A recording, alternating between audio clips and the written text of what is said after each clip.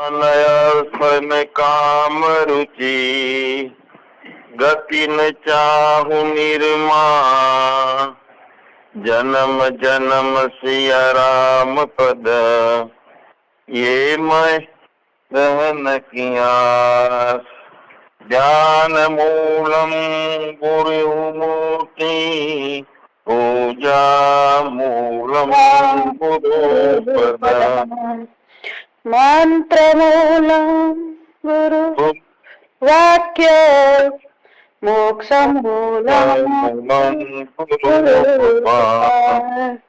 सच्चिदानंद भगवान जय।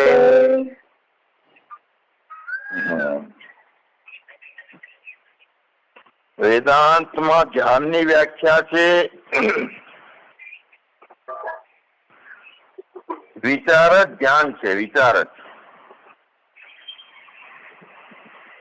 વિચાર એ વિચારનું સ્પષ્ટ સ્વરૂપ સમજીએ તો ધ્યાનનો આખો ખ્યાલ આવી જાય. જે કઈ અંદરથી જ્ઞાનની વૃત્તિ ઉત્પન્ન થાય, સ્વપ્ન પણ વિચાર છે. જે અનુભવ જે થાય છે એની વૃત્તિ ઉત્પન્ન થાય છે તો અનુભવ પણ વિચાર છે. પણ જે કઈ વિચારને આપણે સ્પષ્ટ વારંવાર જે વિષયનો વિચાર ઉત્પન્ન થયો હોય એ વિષયનો વારંવાર વિચાર કરી અને એ વાતને સ્પષ્ટ કરવાની છે કે આમાં સત્ય શું છે. ધ્યાન નો અનુભવ એક જે લેવાનો છે એ પૂર્વે એક વિચાર છે. બેઠા હોઈએ છીએ ત્યારે એકાગ્રતા થવાનો વિચાર આવે છે, એકાગ્ર મનને કરવાનું. બધું જ ખોઈ દેવું છે આ જગતની અંદર, કાંઈ બાકી રાખવું નથી, આવો એક વિચાર આવે છે. જેટલા દોષો છે તે ખોઈ દેવા છે, જેટલા પુસ્તકો ગ્રંથોનું જ્ઞાન છે તે પણ ખોઈ દેવું છે, અને સખ્ત સમાધાન, બધા પ્રકારની શાંતિ, કોઈ પણ જાતનું દ્વૈત નહીં અને નિરંતર શાંતિ બચી રહે એવો એક વિચાર લઈ અને આપણે બેસીએ અને સ્પષ્ટ ખોજીએ ધ્યાન માટે સત્ય શું છે. શાંતિ શેનું સ્વરૂપ છે, અશાંતિ કેમ ઉભી થઈ છે, કેમ શાંત કરવાની જરૂર પડી આ બધાને.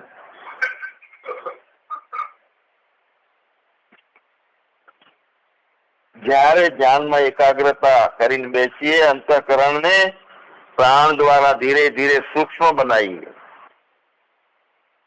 જગતને સૂક્ષ્મ બનાવીએ તો જગત કેવું બની જાય? વૃત્તિ રૂપે બની જાય. જગત સ્થૂળતામાં રાખીએ છીએ ત્યારે જગતની અંદર આપણો મોહ થાય છે અને ખેંચાણ થાય છે. જગતને આકર્ષણ રહે છે આપણા. જગતને સૂક્ષ્મ બનાવીએ તો જગત વૃત્તિ રૂપે રહે છે, વૃત્તિને સૂક્ષ્મ બનાવીએ છીએ તો એ વિજ્ઞાનમય વૃત્તિ બની જાય.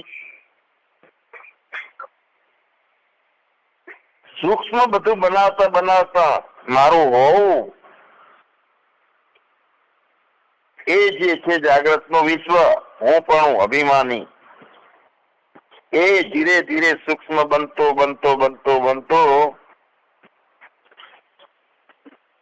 એ હું પણ સૂક્ષ્મ બનવું ત્યારે આનંદની શરૂઆત થાય છે. સત્ય એટલે કોઈ એવી પદાર્થ કે વસ્તુ નથી.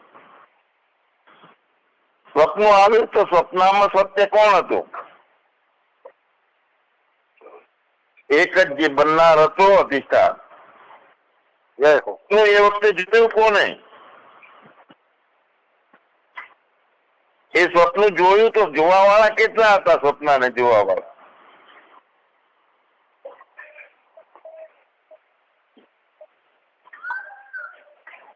જોવા વાળા ચેતન કેટલા કે જે સ્વપ્નમાં રહેતા હતા, અને એવા કેટલા ચેતન કે સ્વપ્નમાં આવ્યા હતા નહીં. જેટલા સ્વપ્નમાં હતા ચેતન એ બધા સ્વપ્નના કોણ કયા કયા હિસ્સામાં હતા આપણાથી? નોખા નોખા હતા. અનેકતાનું દર્શન સ્વપ્નમાં થયું.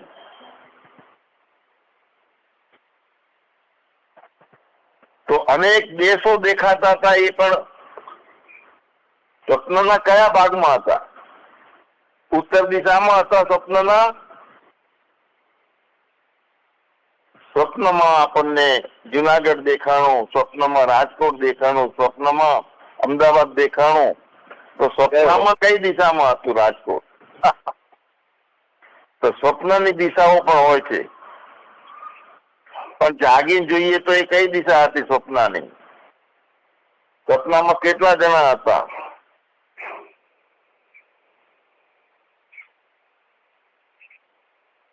હવે અહીંયા જાગ્રત ની અંદર જે કઈ આપણને દિશાઓ દેખાય છે, દેશ દેખાય છે, નોખી નોખી જગ્યાઓ દેખાય છે, અલગ અલગ પ્રકારનો સમય, તો એ બુદ્ધિમાં જ્યારથી જાગી અને બુદ્ધિનો અનુભવ છે ત્યારથી નોખું દેખાવા લાગ્યું છે. રાત્રે બુદ્ધિ ચિદાભાસ ઊંઘે છે ત્યાં સુધીના જેટલા જેટલા અનુભવો છે, જેટલા દેશ પ્રદેશ નોખા નોખા છે, વ્યક્તિઓ નોખા દેખાય છે, અનુભવો નોખા દેખાય છે, પણ જાગ્રત અવસ્થામાં દેખાય છે. સાક્ષીની અંદર એક જ પોતાની અંદર બધું ભાસી રહેલું છે સૂક્ષ્મતાથી, એટલે વૃત્તિના રૂપમાં. જગત આવડું મોટું પોતાનામાં છે તો પોતાનામાં જગતની વૃત્તિ છે. સ્વપ્નાની અંદર આ હતું, પેલું હતું. જાગીને પૂછીએ કે ત્યાં કોણ હતું, શું હતું, અને તમે કોણ હતા સ્વપ્ન વખતે? સ્વપ્નમાં કેટલા લોકો હતા? અને એ બધામાં જે એક હતો તે તમારા સિવાય બીજો કોઈ હતો સ્વપ્નમાં? તો આ સપનાની અલગતા જે છે એમાં સત્ય કેટલા હતા? અને પછી એ જ ચેતન છે સ્વપ્નનો, તે જ જાગ્રતનો છે, તે જ સાક્ષી છે. સુષુપ્તિનો જે ચેતન સાક્ષી હતો પ્રાજ્ઞ રૂપે, એ સ્વપ્નનો તેજસ રૂપે તેનો તે, જાગ્રતમાં વિશ્વ રૂપે તેનો તે, એક જ ચેતન. તો આત્માનો બોધ કરવા માટેનું સારું સાધન તો સપનું પણ છે.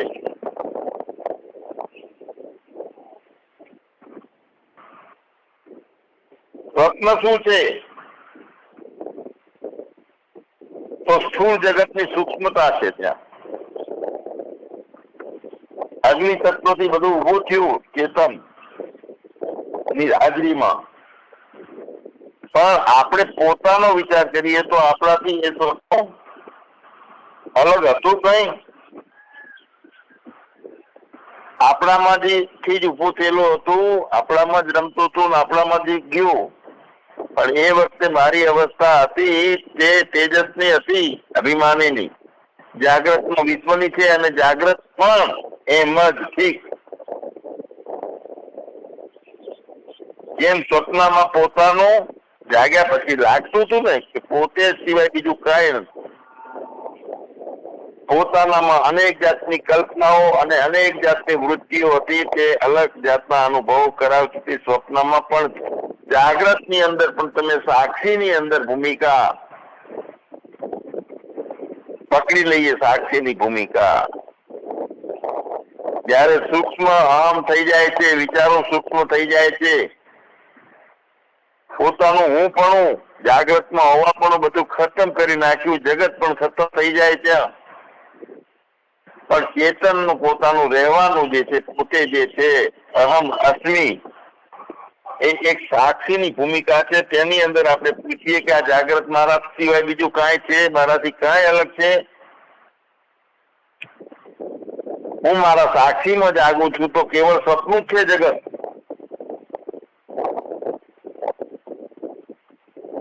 વિચાર જે છે એ જ મોટી એક દવા છે. વિચાર જરૂરી છે.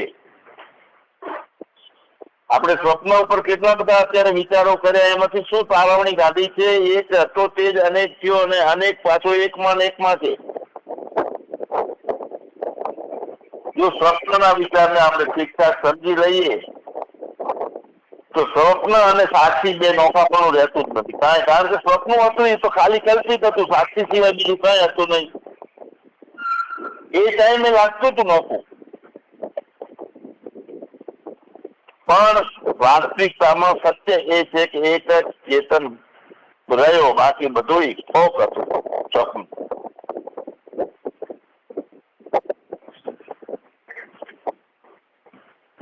સામાન્ય આપણે એક મચ્છરને મારીએ છીએ જાગ્રત અવસ્થામાં તો પણ એનું લોહી નોખવું પડે છે, હાડકા પહાડી એનું ચાટ છે, આ બધું જીવ ભલે જતો રહે પણ બચી રહે છે. બાકીનું હાથમાં બે હાથની તાળીથી મારતા હોય છે ઘણા બધા. મચ્છર મરે છે તો એનું બાકીનું બચે છે, પણ સ્વપ્ન આખું મરી ગયું તો સ્વપ્નમાં શું બચ્યું? આયેલું સ્વપ્ન તો ગયું જાગ્યા ત્યારે. તને એક લીસોટો બચ્યો ખરી ક્યાંય? એ જ રીતે જો ઠીકથી આપણે વિચાર કરીએ તો જગત લેશ માત્ર પણ છે જ નહીં, બચતું જ નથી પોતાના સ્વયં ચેતન સાક્ષીપણામાં. અને આ વિચાર જે છે તે જ વેદાંતનું પરમ જ્ઞાન છે. અને આ જ્ઞાન છે સામૂહિકતામાં આ કરાવવામાં નથી આવતું. આ જ્ઞાન સાંભળતા સાંભળતા પોતે પોતાના સૂક્ષ્મ ગતિમાં પોતે વિચારને સૂક્ષ્મ બનાવે, વૃત્તિઓ ધીરે ધીરે લય થાય અને પોતે બચી રહે. એમ સ્વપ્નમાં કાંઈ નથી બચતું, એમ જાગ્રતમાં કાંઈ ના બચે. તે સાંભળતા સાંભળતા અનુભવ લઈ લઈએ આપણે. સંગીતથી, તાલથી, નાચવાથી, કૂદવાથી અંતઃકરણની વૃત્તિ શાંત થશે, પણ સંપૂર્ણ ભ્રાંતિઓના નિવારણ વગરનું યથાર્થ ધ્યાન એમાં નહીં થાય. કેમ કે જેમ સ્વપ્નને મેં જ જોયું હતું, જાગે તો વિચાર કર્યો કે સ્વપ્નના અંદર સાપ હતા, વીછું હતા, ઝાડ હતા, પહાડો હતા અને સ્વપ્નમાં દેહો હતા કેટલાય. અને તે બધું કોણ હતું? તે હું હતો બધું. આ એક જ પોતાના હોવાનો વિસ્તાર હતો. સ્વપ્નમાં અનેક જાતના અનુભવો.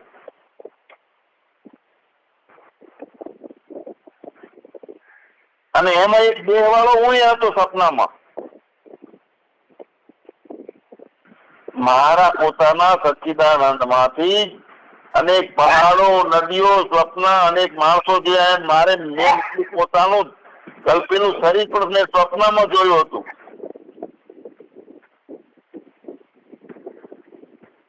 તો એ જે ચેતનમાં હતું એ ચેતન જાગીને બચ્યું કે ગયું? પણ ચેતન જ બચ્યું, બીજું કાંઈ બચ્યું નહીં. જાગ્યા પછી સ્વપ્ન આખું ગયું. એટલે સ્વપ્નમાં આપણે પોતે જે છીએ, સ્વપ્નનો હું તે પણ ના બચ્યો. સ્વપ્નમાં કોઈનો હું નથી રહેતો, કોઈનો તું નથી હોતો, કોઈ તે હોતું નથી. જે કઈ હતું એ બધું જ પોતાની કલ્પિત વૃત્તિઓથી ઉભું કરેલું જગત હતું, કલ્પિત.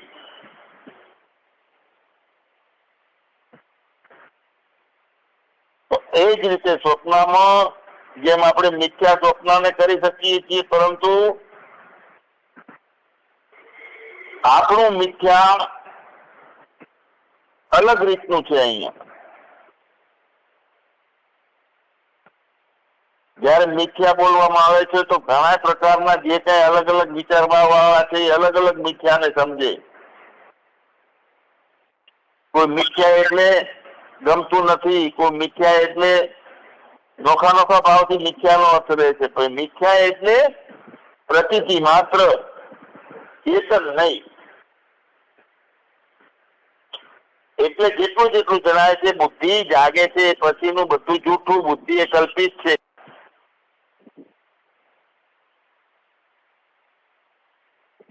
જે સ્વપ્નની અંદર સત્યને ગોતી ના શકે તે જગતની અંદર સત્યને કેવી રીતે ગોતી શકે? આ જગતની અંદર સત્યને જ ગોતવાનું છે. અને જે કઈ જગતને સત્ય જડતું નથી એના માટે ઘણો પુરુષાર્થ કરવો પડે છે. બહુ અઘરી વાત છે. એટલે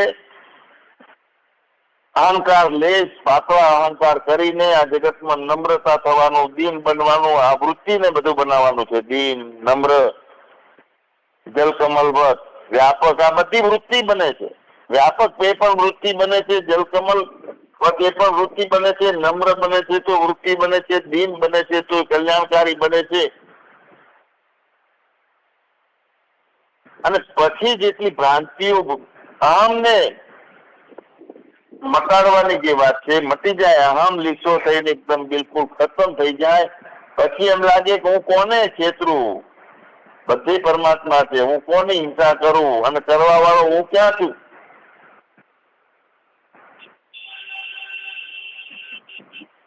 એ તત્વ છે જે નથી કોઈથી હણાતું કે નથી કોઈને હણતું. ન અન્ય તે અન્ય માને શરીર.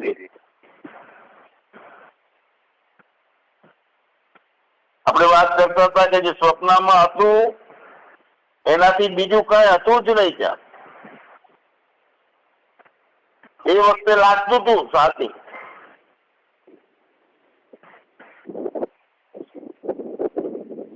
અને ઘણી વખત વિચારની યાત્રામાં આપણે જોઈએ છીએ કે ચેતન જ સાચી છે, બીજું જૂઠું છે. તો જે ચેતન સાચું લાગે છે ને એ ચેતન જૂઠું છે. એ બુદ્ધિનું ચેતન છે, આભાસનું ચેતન. અપરોક્ષ મતલબ પોતાની દ્રઢ અંદર ભૂમિકા જે થઈ ગઈ છે. આપણે અજ્ઞાનમાં પોતાને હું માનીએ છીએ તે અપરોક્ષ હું માનીએ છીએ, અજ્ઞાનનો હું. ધ્યાનમાં બેસીને પ્રાણથી મનને શાંત કરીને, અંતઃકરણને શાંત કરીને બધી ઉર્જાઓનું જોવાની છે, સૂક્ષ્મતાને જોવાની છે, આનંદને જોવાનો છે, બધું મારામાં છે એમ જોવાનું છે. અને હું વ્યાપક છું એ રીતે જોવાનું. ધીરે ધીરે ધીરે ધીરે ધીરે જયારે આપણી યાત્રા છે, આ સૂક્ષ્મની યાત્રા, વિચારની યાત્રા એટલી પરિપક્વ થાય છે. અહીંયા બે વાત, એક વાતનું ખાસ મહત્વ એ રહે છે કે બે કામ ભેગા થતા નથી. જેને પોતાને સંસારી બચાવી રાખવો છે, મોહ માયામાંથી નીકળવું નથી, એને આત્મા મેળવવો છે.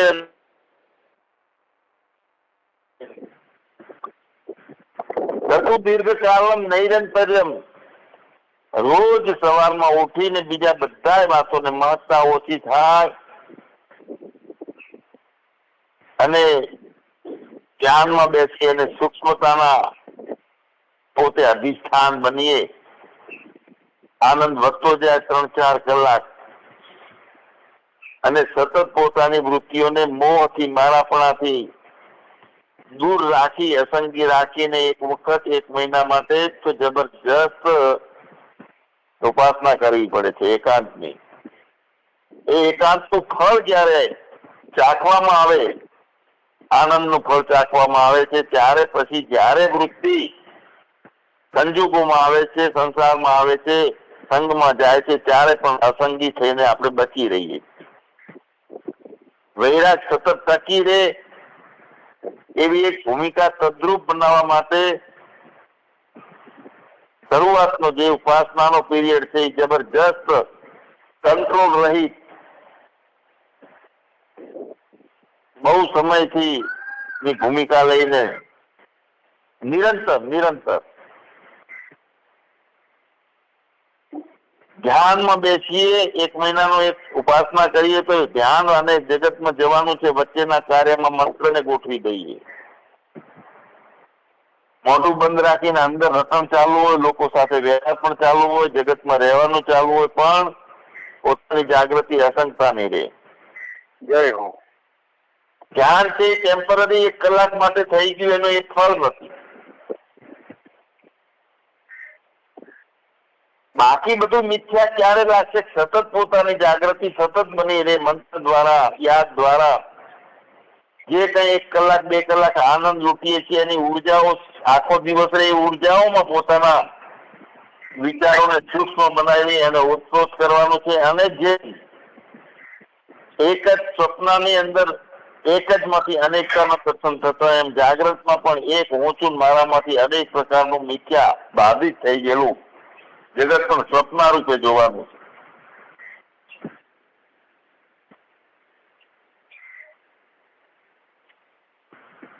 એક ચેતન્ય જે છે તે અદ્વિતીય છે, બે પણ એનામાં થતું નથી. આપણે સ્વપ્નમાં અનુભવીએ છીએ, પણ જાગ્રતમાં જે આપણી અવેરનેસ છે,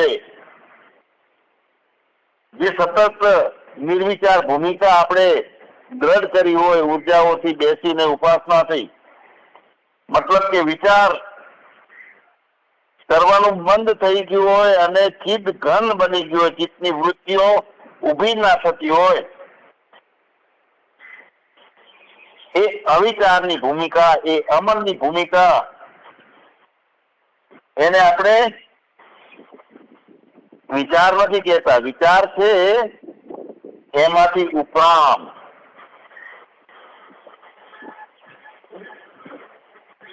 મતલબ એ થયો કે બીજો કોઈ વિચાર જ નથી કરવાનો, એ ભૂમિકા એક આખો દિવસ ઊભી કરવાની છે. સહજ રીતે આખું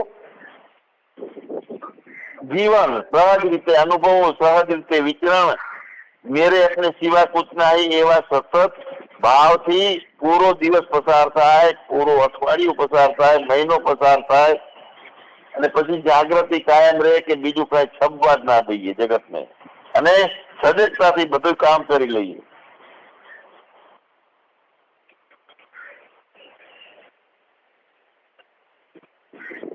જો આપણે વિચાર ન કરીએ તો કાંઈ વાંધો નથી, એકાગ્રતા કરી લઈએ, પણ એકાગ્રતા ક્યાં કરશું? તો શરીરમાં કરશું, શરીરના ચક્રોમાં કરશું, આપણી ઇન્દ્રિયોમાં એકાગ્રતા કરશું, પણ એકાગ્રતા સાધનાના ભાવથી કરવાની. સાધનાનો ભાવ શું છે? કે અવિરત યોગ મારો, અવિરત પોતાનો અવરનેસ, હોશ, અવિરત હું સાક્ષી બની રહું, ઉર્જાઓનો, સૂક્ષ્મ વિચારોનો અને પ્રતિતિ માત્ર જગતનો સાક્ષી બની રહું. કોઈ એમાં બે ઓછી નહીં.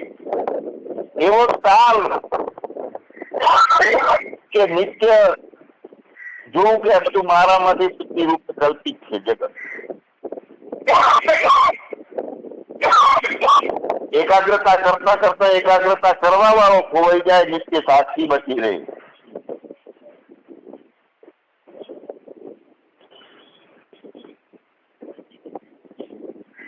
કામનાની અંદર એકાગ્રતા આવે છે, ગાડી ચલાવીએ તો એકાગ્રતા આવે છે, કોઈ પણ વિષયની અંદર કોઈ પ્રસંગ લઈને બેઠા હોય તો એમાં ઓતપ્રોત થઈ જઈએ છીએ, બીજાનું કોઈનું સાંભળતા નથી અને એક વૃત્તિ રહે છે. પણ કામુકતાની એકાગ્રતા છે, એ કામુકતાની એકાગ્રતા તે સાધનાની એકાગ્રતા નથી. તો સાધનાની ભાવનાથી જ એકાગ્રતા થાય તો મૂળ લક્ષ્ય કરીને આપણે સાધના કરીએ છીએ કે મેરે अपने सिवा कुछ नहीं, બાકીનું બધું સ્વપ્ન મને જાગ્રત ની અંદર સ્વપ્ન દેખાવું જોઈએ એવી ભૂમિકા મારે કરવી છે. આવી સાધનાની ભાવના કરી અને એકાગ્રતા કરવાની છે. ફક્ત બેસી રહી તો જ એકાગ્ર નહીં, ફરતા હરતા ચરતા બધા અનુભવો કરતા એક એવું ધ્યાન, એક એવી વૃત્તિ બ્રહ્માકાર બની જાય, એક એવો રેનકોટ પહેરી લેવાય પ્લાસ્ટિક નો કે રોજ વરસાદમાં પલળીએ તો પાણી ઉપરથી જતું રહે. મતલબ એ થયો કે આપણું એકાગ્ર થવું છે ને એ પણ લક્ષ્ય નથી, પણ એક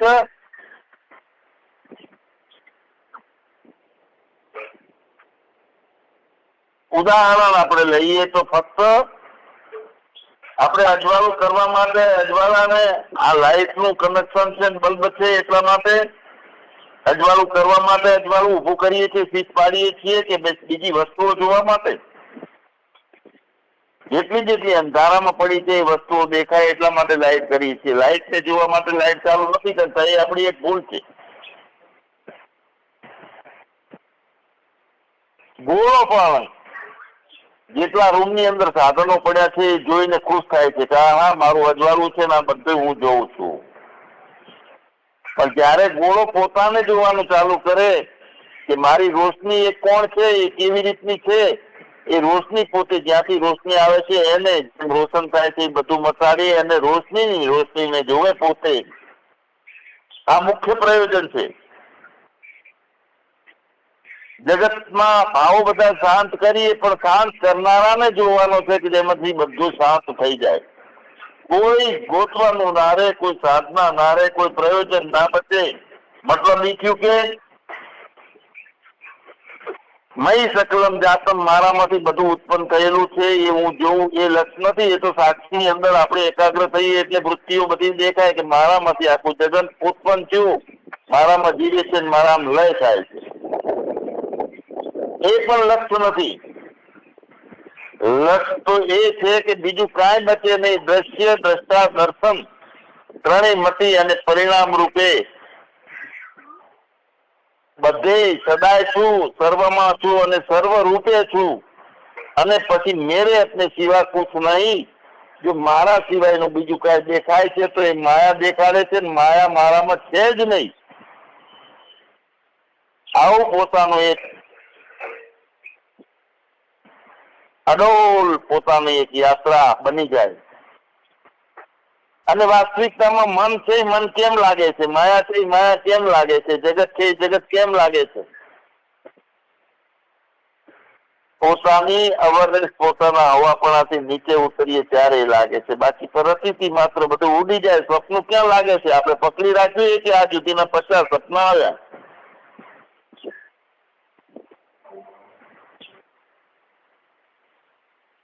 અને જ્યારે પોતાને પોતાનાથી પોતાનામાં પોતાનું દર્શન થઈ જાય, દર્શન પણ નોખું ના બચે, જ્યારે બહારનું ભલે જ દેખાવું બંધ નથી થતું પણ કોઈ લકીરી અંદર બનતી નથી.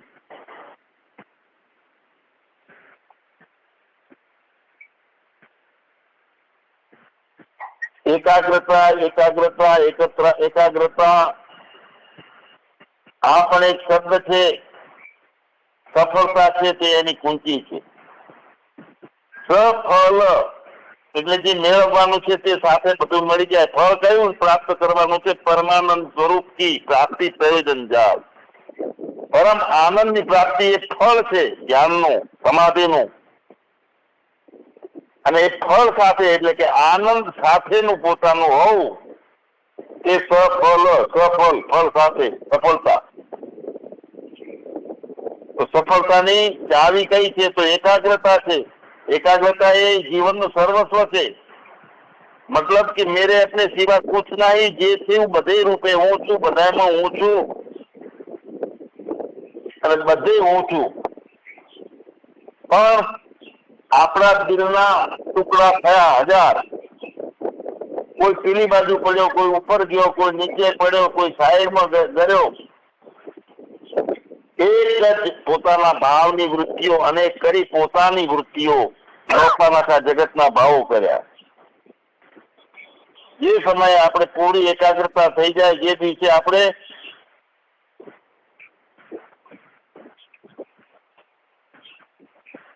સફળતા આનંદ સાથેનું પોતાનું હોવું, પૂરી એકાગ્રતા આપણી થઈ જાય ત્યારે વાત પૂરી થઈ જાય. અત્યારે આપણી બેહોશીમાં આપણી એકાગ્રતા હોય. આપણે સજગ હોઈએ છીએ તો કોઈ વાસ્તવિક બેહોશી હોય છે. બેહોશીમાં સ્વપ્ન છે, બેહોશીમાં દુઃખો છે, બેહોશીમાં જીવન છે. પણ હોશની અંદર નથી કોઈ સ્વપ્ન, નથી જીવન, નથી કોઈ દુઃખ. હોશની અંદર મેરે अपने સિવા કુછ નહીં. એકાગ્રતા છે. એ ખ્યાલ આવી જાય કે હું સાક્ષી છું અને તે પણ ખ્યાલ છે સદાય માટે છું. તો તે પણ એક ખ્યાલ છે મારું હોવું.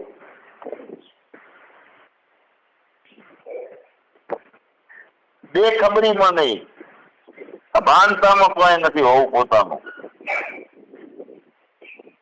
આપણને આપણી ખબર જ નથી કે આપણે આત્મા છીએ.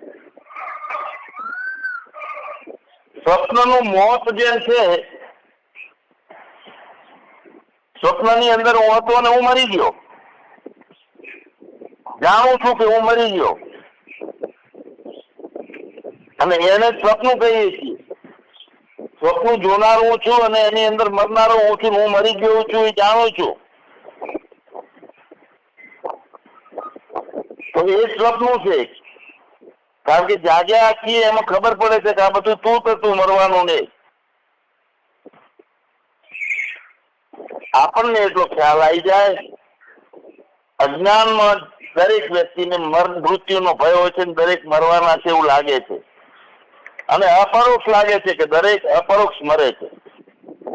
પણ આપણી ભૂમિકા જ્ઞાનની અંદર ધ્યાન એવું બની જાય કે અપરોક્ષ શરીર મરશે અને હું કદી મરતો નથી એવું સતત મારી ભૂમિકા છે, એવો ખ્યાલ છે. તો ત્યાં પોતાની બેહોશી નથી, પોતાની જાગૃતિ છે. તે છે પૂર્ણ ધ્યાન, પૂર્ણ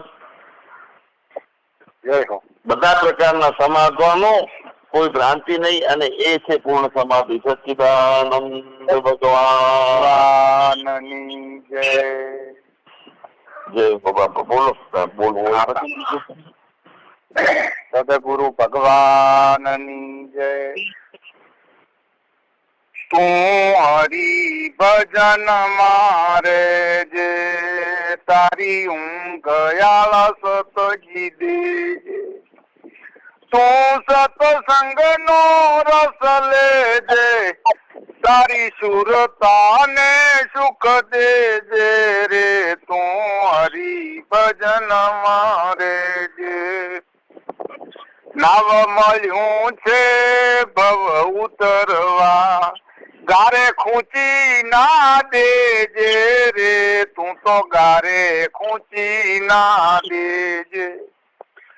મહામંત્ર ન કરી હલે ભવ સાગર તરી જાજે રે. તું હરિભજન મારે જે રે. તું હરિભજન મારે જે. વાહ વાહ. લખ 84 માં મોગો મનુષ્ય દે, સેવા સમરણ કરજે રે.